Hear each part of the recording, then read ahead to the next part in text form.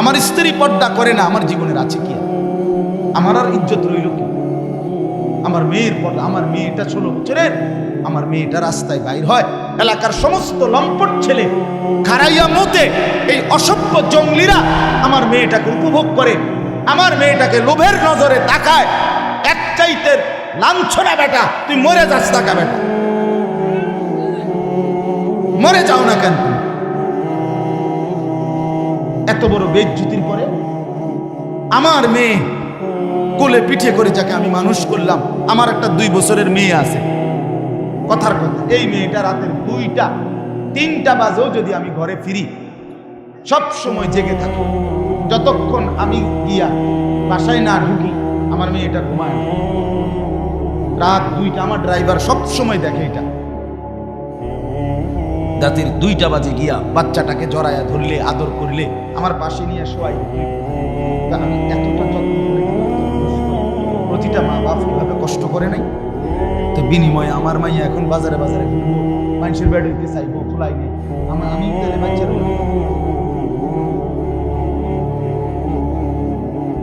হ্যাঁ বলে আমি পারি না। তো না পারলে আপনি ছেড়ে দেন, এই পরিচয় ছেড়ে দেন, স্ত্রীকে বলেন আমি তোমার লোকে পারলাম না, বাকি তোমার উপরে আমি সন্তুষ্ট না, মনে রাখো। রাসূল বলে এই বেডিরে কইও জাহান্নামে যাওয়ানোর জন্য যাতে রেডি থাকে। যার স্বামী অসন্তুষ্ট তার ওই মহিলার ঠিকানা কোথায়? হ্যাঁ তামনিটা কোন? যে বিবি তুমি পর্দা করো না, তুমি এক ওয়াক্ত নামাজ পড়ো না, তো মনে রাখো আমি তোমার লগে ফাইললাম না, হয়তো কুলাইতে পারলাম না, বুঝাইতে পারলাম না, তুমি আমার কথা শুনলা না, তবে এটা মনে রাখো আমি তোমার প্রতি অসন্তুষ্ট, আমি তোমার প্রতি আর কোনোদিন খুশি হইতে পারলাম না। এটাও যদি বলেন তো বেডির জাহান্নামে যাইতে আর অসুবিধা হইত না। আপনার ছেলেকে বলেন বাপ তুই নামাজ পড়স না, তোর প্রতি বেড়া আমি তোরে পারলাম না, তুই ঘাড় ফাঁক দেস, তুই মাস্তানের মতো চুল রাখছ, তুই তোর বন্ধুরারে পাইয়া এখন আর আমারে পাত্তা দেস না, ঠিক আছে পুত আমি তোর লগে কুলাইতারলাম না, কিন্তু এটা মনে রাখিস আমি বাপ হিসাবে তোর প্রতি অসন্তুষ্ট, তাহলে ওই সন্তানের জাহান্নাম নিশ্চিত। বলে দেন। এক বয়সী একসাথে বসলে ফায়দা হবে না দোস্ত, এটা ফাইজলামির জায়গা না, সাবধান। দুষ্টমি করলে তুমি বাইরে গিয়া দুষ্টামি করো, আমার কোনো আপত্তি নেই, তুমি বাইরে পাও আলগি দিয়া হাঁটো, আমার সমস্যা নেই, যা ইচ্ছা তাই করো, কোনো আপত্তি, কিন্তু চোখের সামনে ব্যত্যমিজি করা যাবে না, এটা আমি কোনোভাবেই মেনে নিই। আমাদের যথোপযুক্ত আন্তরিকতা যতক্ষণ না হয়, যত বছরে না হয়, আপনার দিলে যদি আল্লাহর কথার প্রতি আন্তরিকতা না আসে, 100 বছর না 1 লক্ষ বছর শুনলেও আপনার কোনো পরিবর্তন হবে, এটা গুরুত্বপূর্ণ বিষয়। আমাদের ছেলেরা বদনসিব অসংখ্য, এই কারণে মসজিদে ঢুকছে পিছনে বসছে, ইমাম সাহেব বেচারা বয়ান করতেছে মনোযোগ দিয়ে, কিন্তু ওই ছেলের ভিতরে কোনো ন্যূনতম আন্তরিকতা নেই, যার কারণে অপদার্থই থেকে যায়। যেমন ঢুকছে বছরের পর বছর এমনই, কোনো পরিবর্তন, চলা ফেরা উঠা বসা, এটা কারণ। প্রথম কাতারে বসছে মুরব্বী, আজকে 60 বছর বয়স, 40 বছর ধরে ওয়াজ শুনে, জুমার বয়ান শুনে, কিন্তু পরিবর্তন নেই। কেন হয় দেখবেন বসে বসে জিমায়, আর নাই তো দিলের ভিতরে আছে যে যার কারণে 60 বছর বয়সেও বিড়ি খাওয়ার বদ অভ্যাস ছুটে না।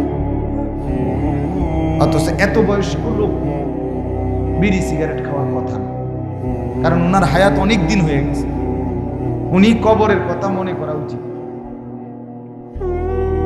এত বয়স্ক লোক চা দোকানে টেলিভিশন দেখার কথা না, কিন্তু মূল কারণ হলো কোনো কথাই কোনোদিন আন্তরিকতা নিয়ে, গ্রহণ করার মানসিকতা নিয়ে শুনে না, সময় পার করছে শুনে, বসে ছিল না পারত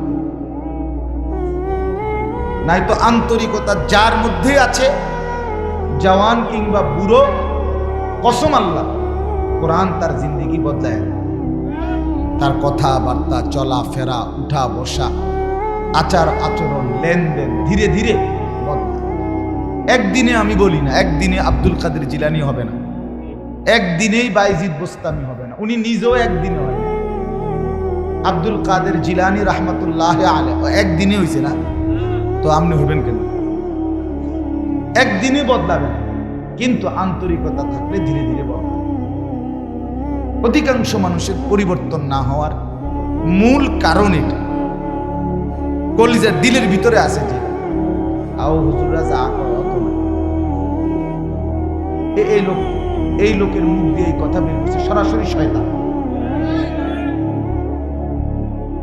আও কইতে লাগলে হুজুররা কিছু বাড়াইয়াও কয়, এই লোক এই কথাটা তার মুখ দিয়ে ইবলিসে বের করে, শয়তানে,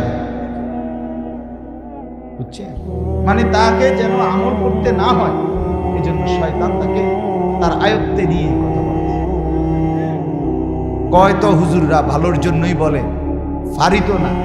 কেন পারবেন না? কেন আপনি আগের থেকে এটা কেমনে বুঝতে পারবেন না? কেন আপনারে ডাক্তারে বললে আপনি 40 বছরের অভ্যাস মিষ্টি খাওয়া, আপনি এটা ছেড়ে দিলেন।